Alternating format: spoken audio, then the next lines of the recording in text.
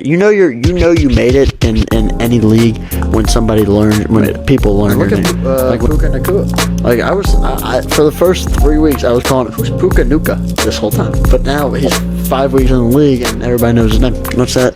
So if we can see Larry Bird. Can you see my screen? Did not draft my team. Now Bobby, just step back. What is step back, Bobby Jack? You never seen when ESPN late night after a game, the reporter got away with party, dribble, step back. You ain't never. Hold on. What am I up now? Like 5? Almost up over 5. So it's funny. My team is kind of like Tyreek Hill, and your team is Devontae Adams, because I'm up about 500 yards on 500 points on you. He's up 500 yards. So. No, like, I don't care what you show me. There are no such thing as beluga whales. I don't believe it. I don't care. Beluga whales. There are real things. They're not. I don't. Do you see? I mean, you show me pictures of that thing. You think that thing is real? I don't believe it whatsoever. Have you ever heard of a beluga whale? I've heard of one. Same thing. I've heard of unicorns. But that's how you know it exists, though, because you heard of it. They don't just talk about it. You think it's almost like a lie. Have you heard of unicorns? Yes, I have. Okay, so have you seen one though? Yes, I have. Kristaps. Oh, Krista. Okay. Fine. Unicorn. All right, let's start this episode already. Let's start. Oh, We already started now. Did you hit record? No, I didn't hit record. All right.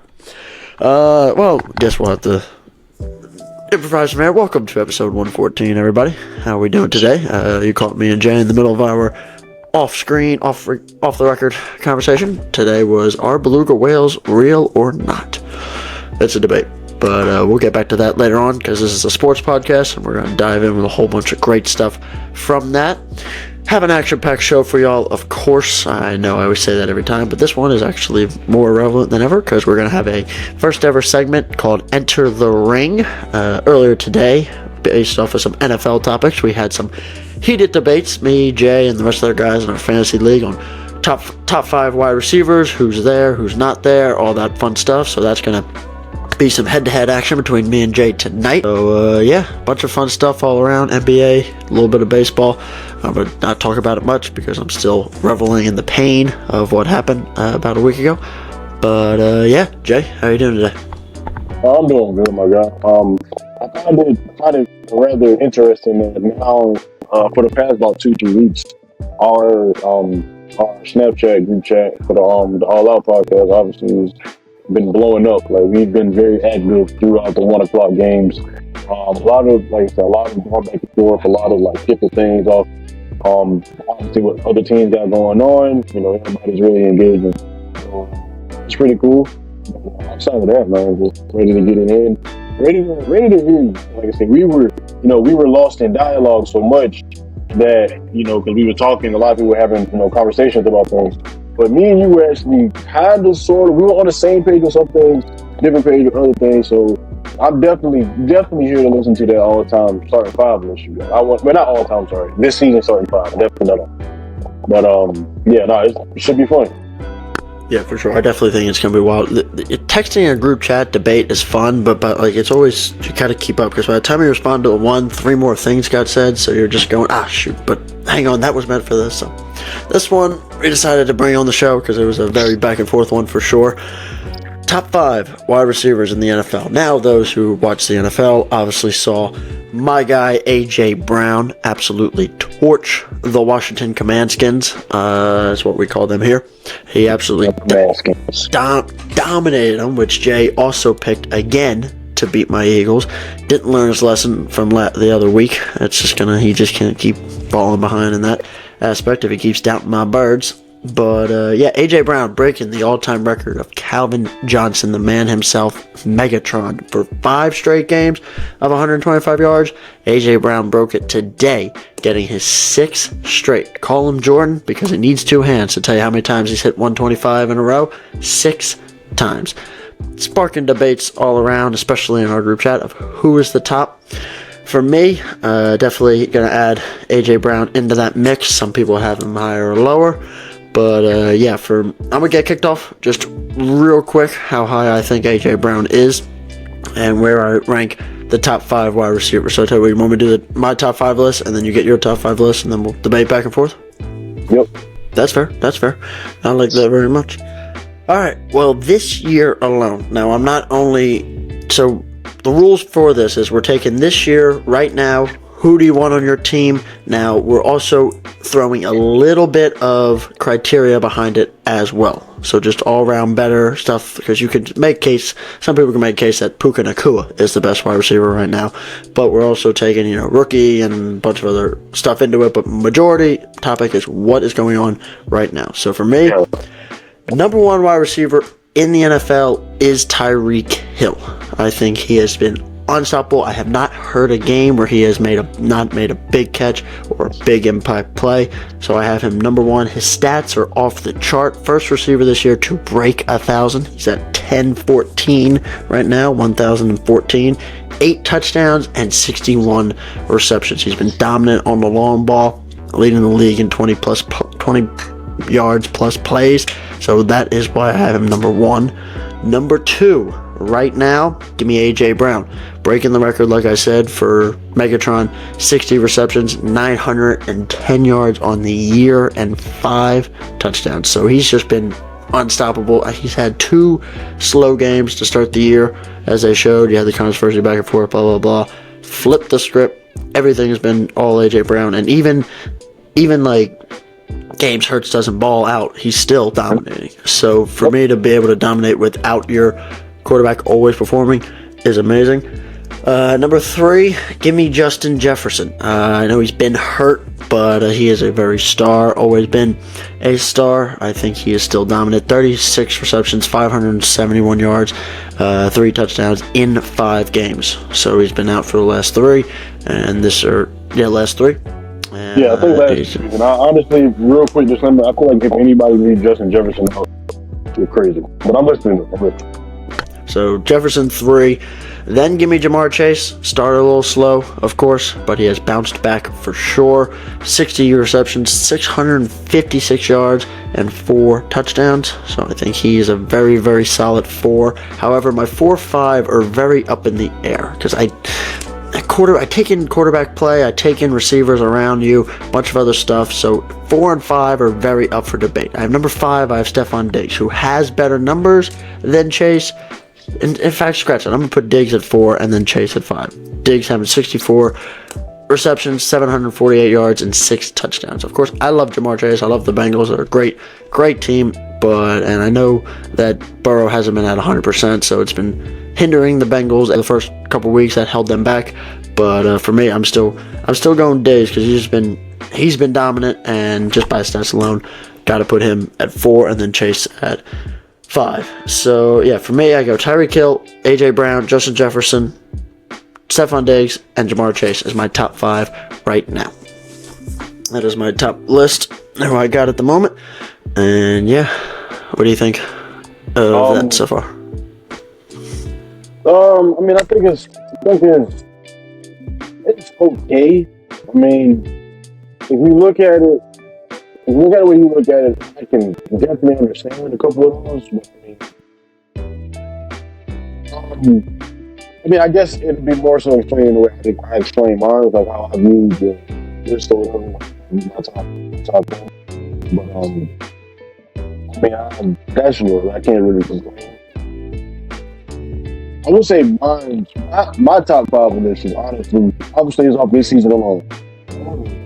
This is more so eye test than anything. Mine is more so if you had to have receivers in the league right now, best receivers right now, this year, who you taking? Me personally, number 1, I gotta go with Justin Jefferson. And it's actually crazy because I'm not Justin Jefferson. I'm not that kind of sound. I'm not a fan. I'm not like a huge fan of him at all. However, like what he does at receiver, like basically what he does really for his teammates. To me personally, is for his teammates as far as like how he gets open, the way he runs his routes, how fast he runs his routes, how quick he gets in and out of his cut, stuff like that for me personally is super duper important. So yeah, just the way he plays receiver, number 1. Number 2, I have to go with your number 3. I think this season, AJ Brown, again, a receiver, as far as being a wide receiver, absolutely is number 2. Like I said, when you look at anytime that you're entered into the Calvin Johnson conversation, you know for a fact you're doing something right. But say if you just look at him, you see that Jalen Hurts has the ultimate amount of respect for him. I really do feel like the fact that you got 2 number 1 receivers on the outside allows Jalen Hurts to, be more aggressive as far as like in the box with the quarterback runs and the play action takes are like very, very sellable. Like I said, he's obviously a good quarterback. But, I mean, you can't really stack in the box because you don't want to leave room for coverage on the outside because you got 2 receivers to studs and the box and smell.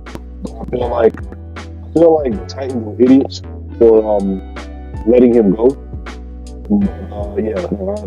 What Brown's doing this season is absolutely ridiculous.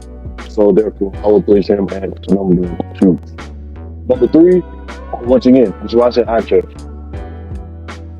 If I had to take out of the 5 receivers in the league right now, I had to take, and I'm on 3rd receiver, I still do not think as many receivers in the world better than Devontae Adams. I understand the situation. Yes, I understand the situation. I get the fact that he's obviously, his numbers don't say it. But I look at the situation. He's playing with Jimmy G, who's leading the league in interceptions. Obviously, we get to him later. Then Jimmy G got hurt. Then you're playing with your backup. I think, if I'm not mistaken, they played with the 3rd stringer as well. You just can't get a quarterback in. Plus, whatever you're playing in the system in Las Vegas, it's not really favorable for him. I think, matter of fact, the game against the Packers. How do you go back to playing the Packers, the team you're from? And you fucking, I'm sorry. I'm not sorry. Where are we going? Rated R, baby. Let's go. Yeah, I'm tripping. You only got, I think you only got like 4 targets, maybe 4 targets. So, yeah, you know what I mean? Like, I personally think that you're almost smoking crack if you don't think Devontae Adams is still Devontae Adams. It's not because he's losing his step. I mean, like I said, you mentioned guys like Tyreek. Obviously, we mentioned Justin Jefferson. Even though I give Third Cousins a lot of slack, he makes sure he gets the route. We don't know who the hell. If I had to ask you right now, who's the backup right now in Las Vegas for the Las Vegas Raiders? Who the hell would you tell? Backup quarterback or wide receiver? Backup quarterback for the Raiders. Is it Stidham still? Might be Stidham. Might be Stiddy. But they put another guy this season. It wasn't Stiddy. Stiddy got hurt, I think. I think it was like the 3rd string. I think they got like the same problem that the whatchamacallit had. The Browns, the quarterbacks can't be healthy. Too many massages? Too many massages? Right, probably. I mean, that's probably what it is. Yeah, so I'm not gonna harp on him all. I mean, I'm still taking Devontae at 3. 4, this is my list, and I'm not gonna let you, Glenn. I'm not gonna let you peer pressure me into making this selection. My 4th pick at receiver, if I had to pick 4 receivers, my 4th receiver would be Jamar Chase. As far as obviously the Bengals had a slow start to the season. Obviously, nobody's denying it. However, with the amount of stride, but like what they're catching now in this season, like what he's doing now, he's back to being. I think him and which is kind of crazy because if you look at AJ Brown, he'd been taken off the whole time, but he really started to flourish more once he had that big splat out on the sideline with Jalen Hurts. You hear Jamar Chase in the interview on the post game after a loss say, "Yo, look, I'm always open. Like I'm open, always open." And after that, now he's back looking like Jamar Chase. So with that being said, I'll take him. And then 5th, I would take Tyreek Hill. Now I will say this. Quick disclaimer. I acknowledge what Tyreek Hill is doing. I mean, again, he's at 1,000 yards. First receiver to 1,000 yards. It's crazy. I can't disclaim it. However, I just don't. Something about Tyreek Hill for me, and like I said, I know for a fact I'm tripping. I get it. I know it's wrong. But Tyreek Hill is like, he just, when you think of a wide receiver, you don't think about a Tyreek Hill. You had to close your eyes and just think about, okay, what kind of wide receiver would I want?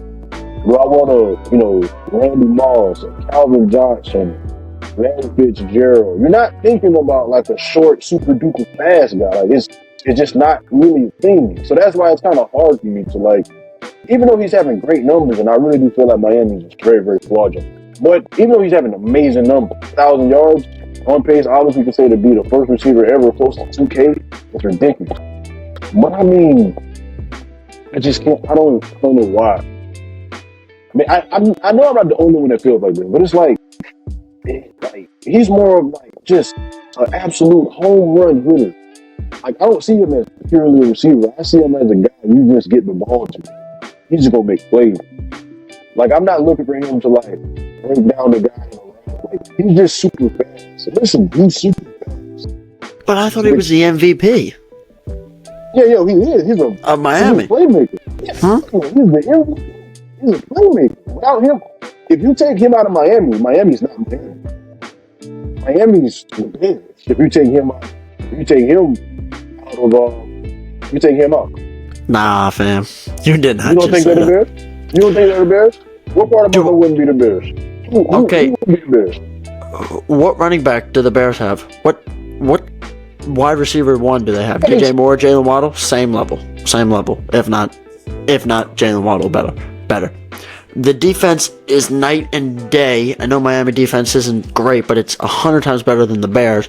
And the difference of it all, Justin Fields or D2 quarterback they just started, or Tua Tagovailoa, also known as Tua Touchdown.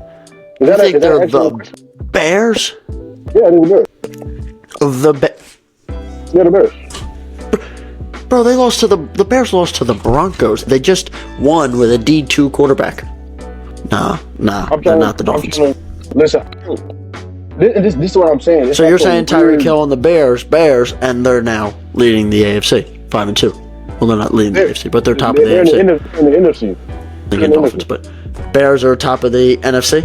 If you put Tyreek Hill on the Bears, they're in what you got. What is it? The Lions? Is the Lions in that division? Yeah, the Lions. Lions, the Packers, Vikings. Yeah, they're fighting for number one spot. They're fighting for number one spot in that division. They'll 100% be a wild card. Has no effect that Justin Fields is dog shit.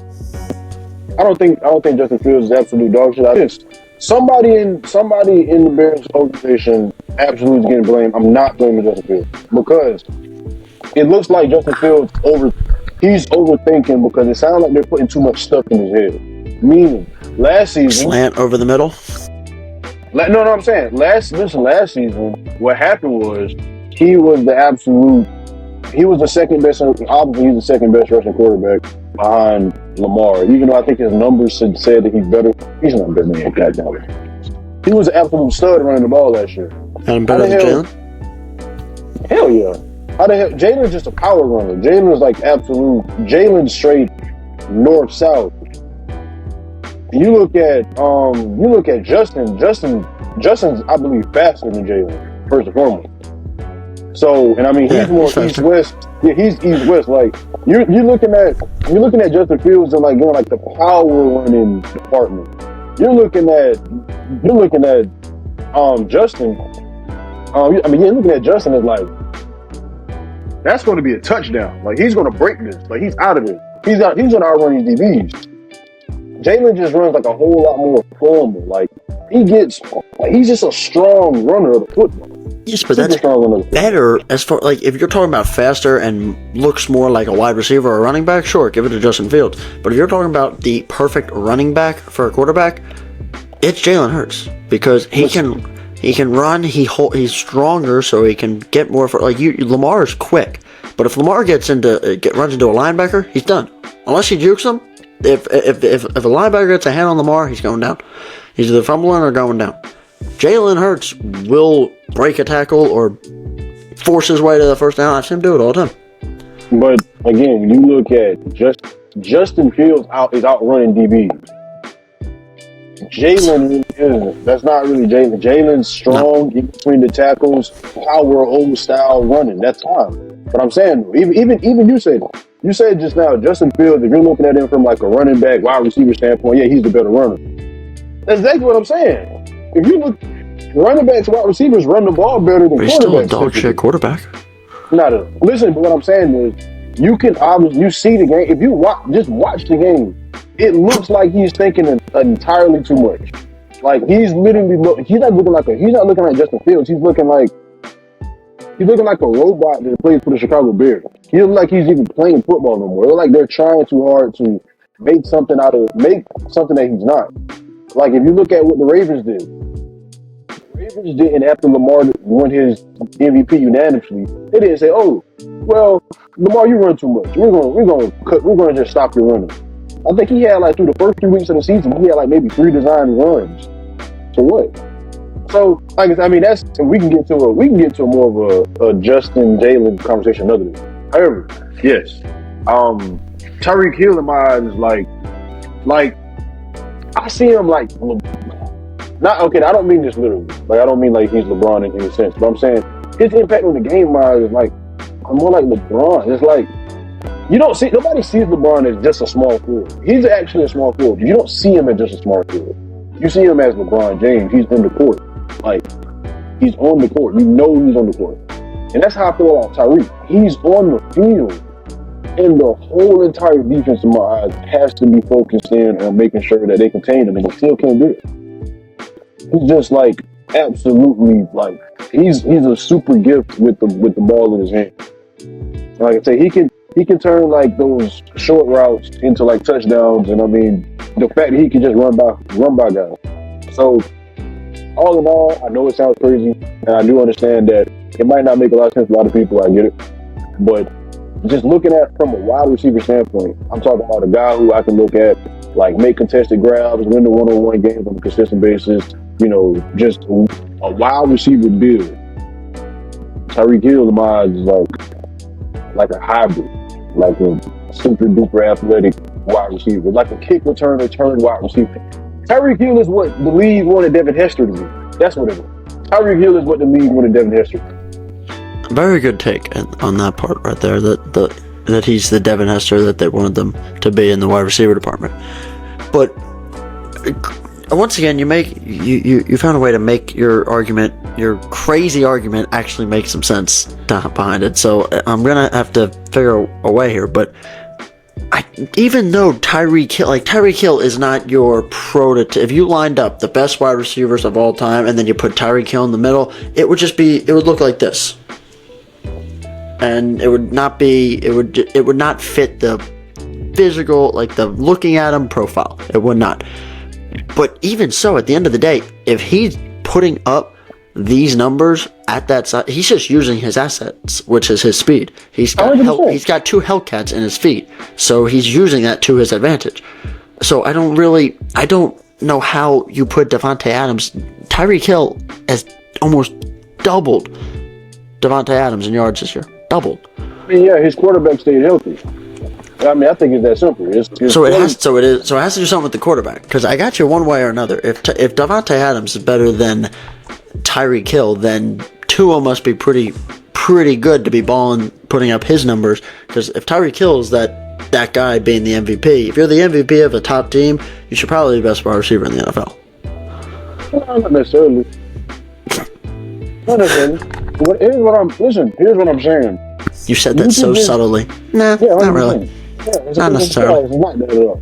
Like even if Jimmy G has many turnovers as he has, if he can just stay healthy, if you just give Devontae a competent starting quarterback, that's all you have to do. I'm not asking you to give Patrick Mahomes. I'm not asking you to give Joe Burrow. I'm not asking you that. I'm asking give him a solid mid-level quarterback. Matter of fact, look at what Mike Evans right now is doing with Baker.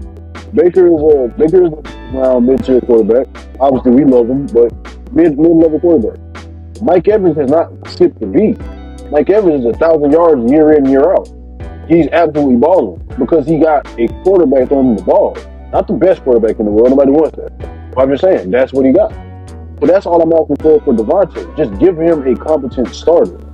But how are you be able to hold a top level? How are you supposed to be known as wide receiver 3 in the NFL if you are only successful with a top 3 quarterback all time in Aaron Rodgers? So if you're mid to okay and all around, he played mid. He didn't have an incredible killer season last year with Derek Carr, and now Jimmy G, he hasn't put up incredible killer numbers either. So I mean, if you're only elite, top of the key running back or wide receiver with a quarterback like Aaron Rodgers, who's a top 5 quarterback all time, then you can't, like, when things aren't going great, you still have to knock that down. I don't have him. I could make a case he's not top 10 right now the way he's playing, but it's tough. I could make a case that he's hovering top 10. Crazy. Listen, even you got guys even like even that, though, that's not even true because he played great last season. He played absolutely great last season. He played very solid. And that was with Derek Carr. That's all I'm saying. And even when he played with A-Rod would even tell you, yo, I literally just threw him the rock. It wasn't about who was on him. It wasn't about none of that. When you got 17 on the field, get the ball to 17. Like, he literally came out and said that. It's not like what I would say. It's not like how Wes Welker benefited off playing with Brady. Like, I don't think Devontae playing with A-Rod was that at all. Like, you knew for a fact Wes Welker was made from Tom Brady. Devontae, yes, again, he came up, obviously he's on the Packers, so therefore his quarterback was Aaron Rodgers. But when you look at the receiver one he's became a top 10 receiver for a reason. Like, he's not, he can go anywhere. I feel like you can put him anywhere on any team. He's essentially going to be the number 1 receiver.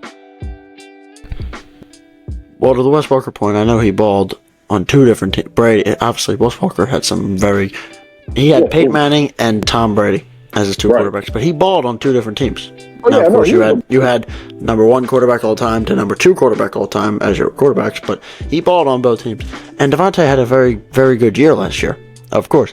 But I'm just talking this year. What's going on right now this year? Like, I'm not taking Devontae Adams over Tyreek Hill. I'm not taking him over A.J. Brown, Stephon Diggs, Jamar Chase, Justin. I'm not taking Devontae Adams, even right now at age 30, over these guys, flat out. Because Tyreek Hill has been the most unstoppable, wide open, using whatever assets he can, and just Tua's getting him the ball, taking advantage of it. And that's why he's got 1,000 yards. He's on pace for 2,000. And then the rest of my list falls into place. Now, you had Jefferson at 1. Who's your number 1? Jefferson 1, yeah. You see, I was thinking Jefferson, but watching how Kirk Cousins has been, and prayers up for Kirk Cousins, of course, down with an injury today. Hopefully he gets better, because the Vikings are not the same without him. But yeah, I'm looking at that roster. Justin Jefferson is a top tier, very, very good wide receiver. This is going to be a hot take, though. He's got a very good supporting cast that helps him be better. You're looking at it right now.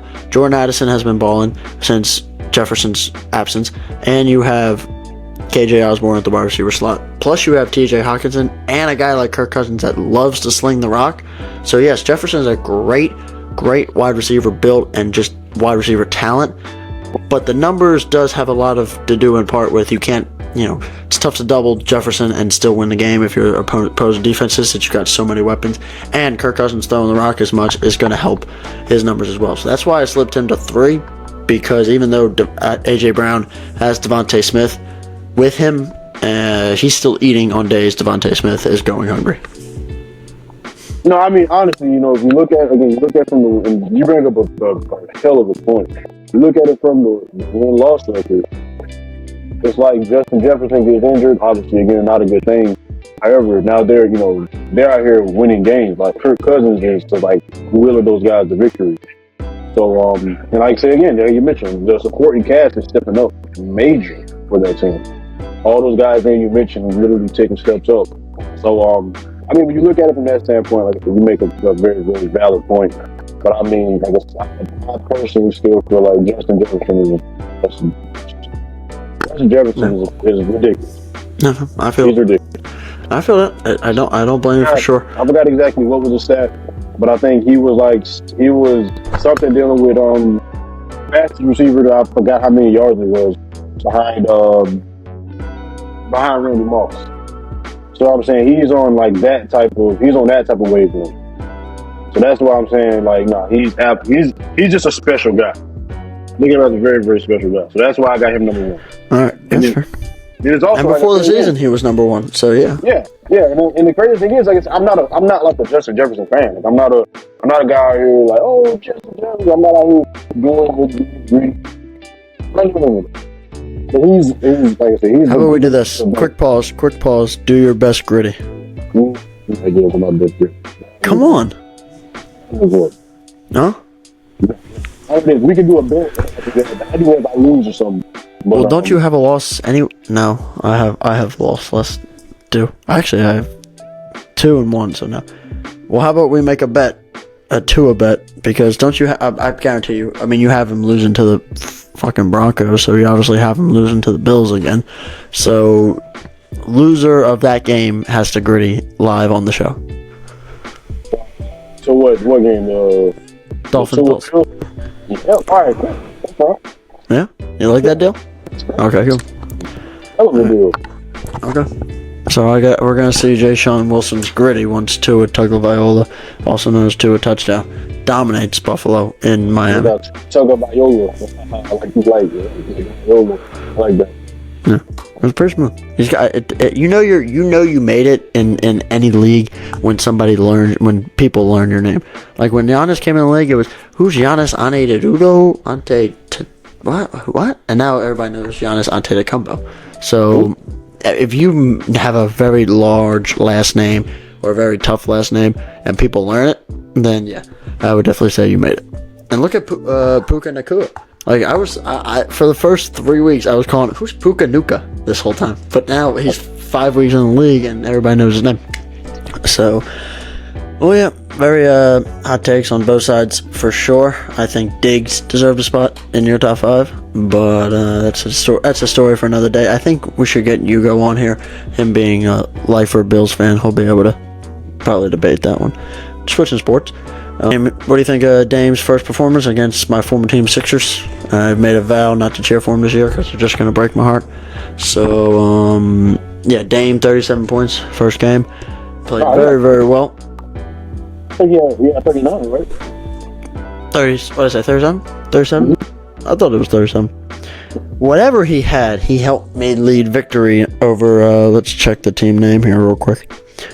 Whatever he did, he helped me take down step back Bobby Jack.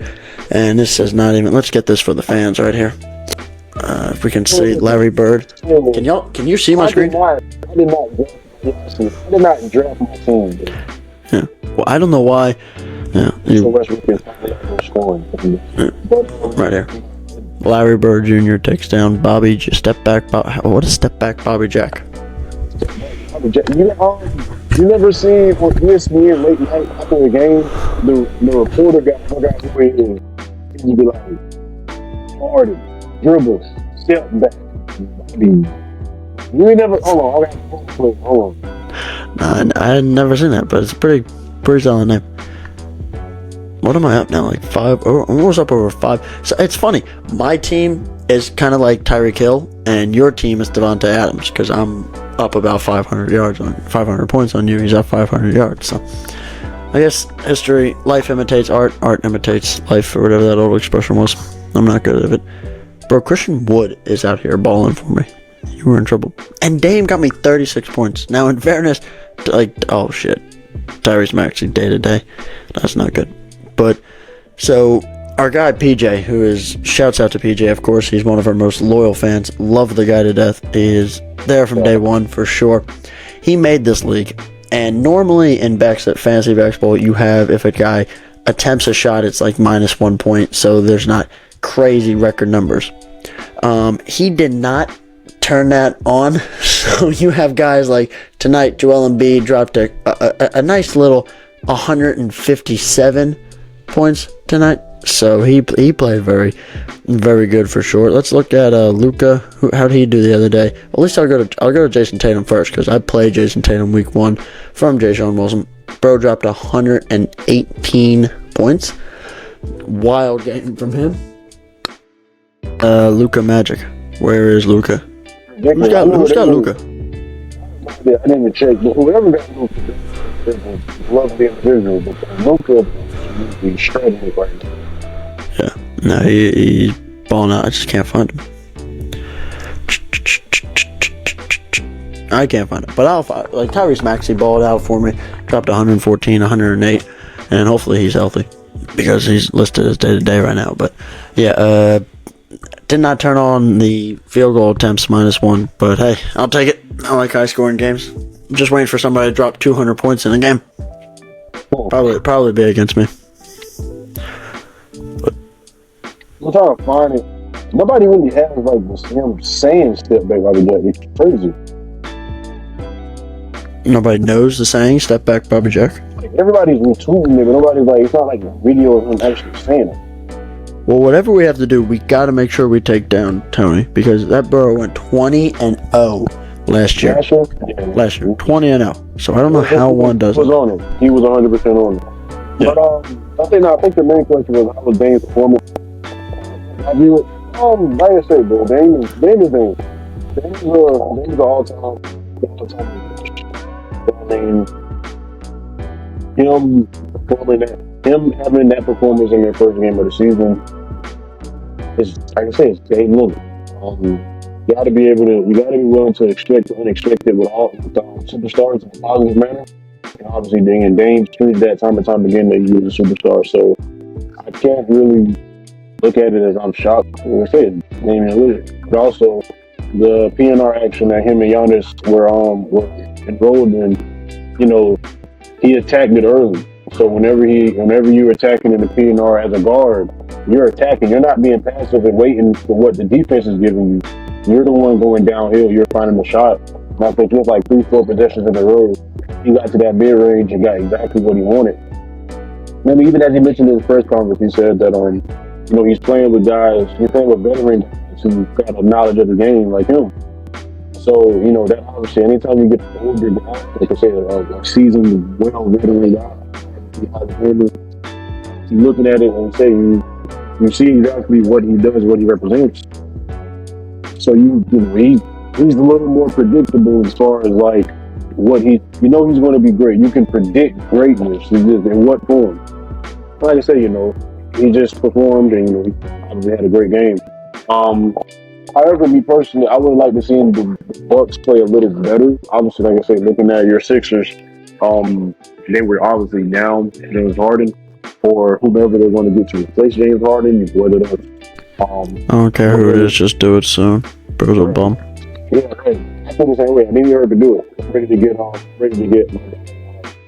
guy, Terrence Mann on the Sixers. So what's with the lights in the background? But yeah, like I said, I'm ready to get Terrence Mann to you so we can get James Harden.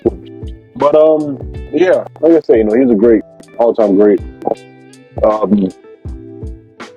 Like I said, genuinely, when you look at it, man, him and Giannis in the pick and roll, once games start to flow down the line, during the season, it's gonna be something. That's gonna be something crazy to watch.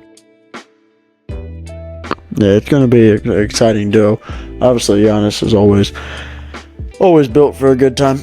And Dame show, he definitely, it was funny. And the step back he made on Oubre was, I just literally watched it. Yeah, and then that's Dame. And then the next possession, he comes down, he holds the ball, and then just launches up a three. And when he's being triple teamed, and it just bricks off the wall. So it's like, all right, Dame. I guess he was just feeling a heat check. But Dame is just unreal, and to see him actually get to play on a team, like he's the one guy that I've actually not flamed for leaving a team because the Trailblazers just never made an effort, in my opinion. I don't think they ever went out and they were like, oh my god, what big free agents going to the Trailblazers? It just never happened. So they just were hoping to win with mediocre team because that's what they did with the year they went to I think it was 2019. They went to the Western Conference Finals and lost to the Warriors in 4. They didn't have any big names. They had Dame, and they had some good youth. They had CJ McCollum, who's medium of the pack, and Dame a couple more cases. Yeah. That was when KD and KD didn't even play game 4. It was just Dame and CJ versus Steph and Clay, and that was a game that Steph went into halftime with like 1 point, and then he finished the game with like 30. But yeah, like I say, I feel like anybody, how I view it, people that blame Dame for leaving the Portland Trailblazers, I don't know what the hell they're talking about. What he did was grade a platinum level modern citizenship of what he did toward that organization. Stayed time and time again. I'm saying, I'm bringing the player to Portland. You had, I think when he got there, Aldridge was there. Aldridge no longer there. CJ's there. Nurkic was there. Bringing in these little pieces every here and there. Meanwhile, the West is getting better and better every year. You see in the Warriors dynasty, you was there when the Spurs were. You were there when OKC was popping. You was there when Houston was looking pretty good. Really, you've seen it all. You've been there, I think, like 10, 11 years. You figure at least, and like you say, in the model class citizen he was. Every time you heard him, it was Portland. We're in the bubble, going on, doing that. He's giving, and not only that, I mean, many people forget sports are, NBA is entertainment. And all the entertainment that city of Portland has seen from games, like logo games. So like I say, I feel like if anybody, criticize Dame for this movie, I don't really think they know what they're talking about. He gave the city of Portland something to cheer for time in and time out. Portland didn't do anything. They knew for a fact Dame was going to be there. So, he felt like the organization failed him. It wasn't pieces around him that was equipped to run it in the West. That team right there wasn't even making the playoffs. You look at it. You're not making the playoffs. You're 100% not beating the Lakers. You're not beating the Clippers. You're not beating the Kings. You're not beating the Jazz. You're not even the Jazz. You're not beating the Warriors. You're not beating your. We didn't even mention the Nuggets. Like, you're not beating OKC. The Nuggets. Right. You're not beating a local team, and Dame was at that point. Dame isn't. And on top of that, I feel like the nail in the coffin. You go out and you get a rookie point guard. You go out and get Scoot. Like, that's, like I say, it's a slap in the face. So, that was them saying, all right, this is a mutual move on. You're going to be moved this offseason. Instead of moving that pick to bring in some talent via trade, you go out and you grab his replacement. Yeah. I'm saying, it's unfortunate, but yeah, Dame is a lifetime legend. I feel like in Portland. So yeah, I couldn't agree more. I think he's been a legend there for sure. Rapid fire, real quick. I'm gonna give some Dame moments, and what do you think was better? All right. All right. So I'm gonna go moments and games. Moment was the OKC buzzer beater in, I think it was like 2019, or the Houston buzzer beater game 6. The OKC buzzer beater will always be forever iconic. Over the Houston one, fair, very fair.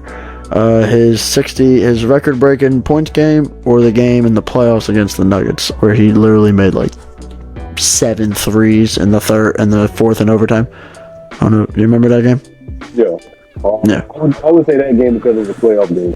Yeah, that was definitely top notch. That it was definitely a great run for Portland. I hope he gets a chance to shine in Milwaukee and hopefully get a ring, because him and Giannis are just next level.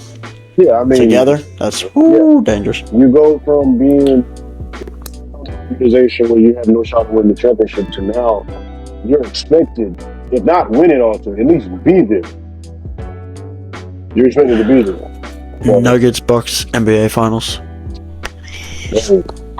Please. I feel like if it was a preseason, you had to pick 2 teams in the preseason to be there, you had to bet a little bit of money on it, many people would go that route. How much do you want to bet on it? How much would I bet, or how much in general? No, for the show.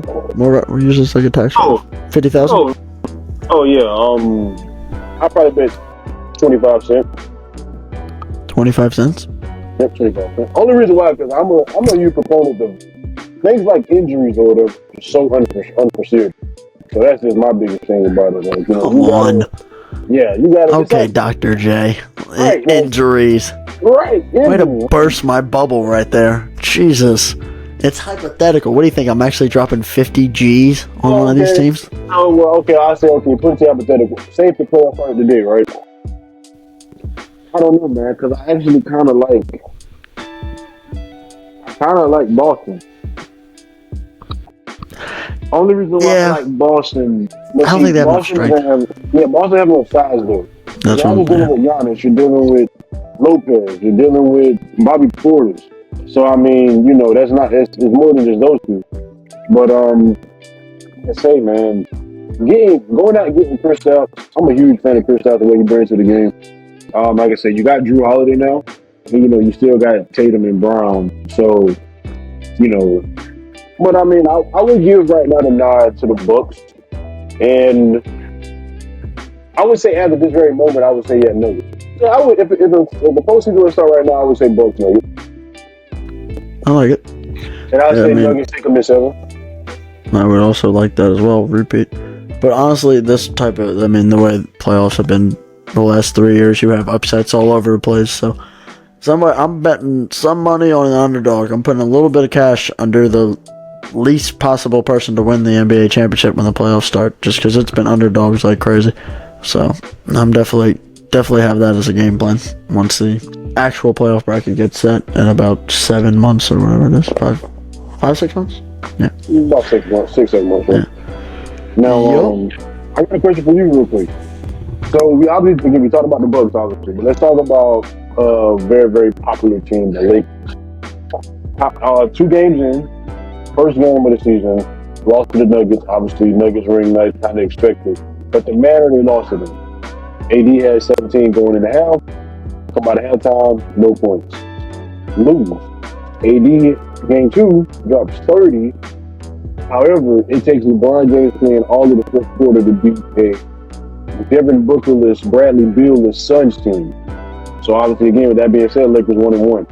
How do you feel about the Los Angeles Lakers right now? I watched the full game, the full second half of the Suns Lakers, and it literally took me to like 8 minutes left in the fourth to go, why is KD shooting all the time? Where the hell are the Suns? And then I looked up, Devin Booker and Bradley Beal were out, so I mean, Beal's obviously made of paper mache and glass. But for me, the Lakers, they got crushed by the Nuggets. Nobody should be expecting anything less than that. And they battled with the Suns. I'm just not convinced on the Lakers anymore. I mean, obviously, I think they got just too much age for them right now. And they're still going to put up great wins. They're probably going to make the playoffs as well. But I just think they're a little too high on the hog. I mean, I think you had them the other day, top 5 trios, and I'm a big Austin Reeves guy, so I appreciate the respect for putting them in that top 3, but I don't know if they're even top. I don't even know if the trio's top 5. I mean, by names, yeah, of course. But for me, I'm saying the Lakers once again is like a low playoff seed. 7. What were they last year? The 7 seed? Yeah, they beat the Grizzlies that were the 2 seed. So I see them as a low playoff seed again this year. Maybe even a play-in game. But I definitely see them fighting for that playoff spot. I don't see them dominating this year. And I mean, Kevin Durant almost beat him himself. I mean, he was shooting way too much in that game, if you ask me. I mean, he obviously didn't have his supporting cast with him, but there's a level of times you have to shoot, and sometimes you can pass the guys the ball so they can get an open look, and maybe it relieves the pressure off of you. But for me, if I'm anybody of talent in the West, I'm not worried about the Lakers. I see the same thing happened last year. They met the Warriors, they beat the Warriors, and they lost to any team of real talent like the Nuggets are going to just walk right through them again. Even the Suns, a healthy Suns team, I think is going to walk right through them. Because once Bradley, well, I keep saying once Bradley Beal gets back, but that's almost like saying once Ben Simmons gets a jump shot. So. Yeah, 100%. Yeah, man. He's not the healthiest one. Listen, all right, I can go on for days about the Lakers. Try to be very quick here. It's essentially like a true. But first things first. Lakers are absolutely good because the Lakers keep doing the same thing over and over and over again. They have failed in the trade by the trade deadline. Obviously, this year and the season starts, free agency. They get names. They get, you get this guy. Oh, that guy. He came from that team. Oh, he's good. Oh, wow. However, when you get on that team that plays the same exact way, you put those guys in such confined, condensed roles, and you still have LeBron and AD act like they play like LeBron and AD, which is AD tiptoe around, hopefully one day being the overseer of the team, being the best guy on the team, actually. And then LeBron James have to go out there and just play all night like it's just backwards. So the Lakers issue, they don't want to change it. And if you look at it right now, what Russell Westbrook went through, you got D'Lo going through the same thing. D'Lo was widely revitalized. It's a little great, great traditional. Not great. Good traditional point guard. Yeah. Good traditional. Are you saying that? What?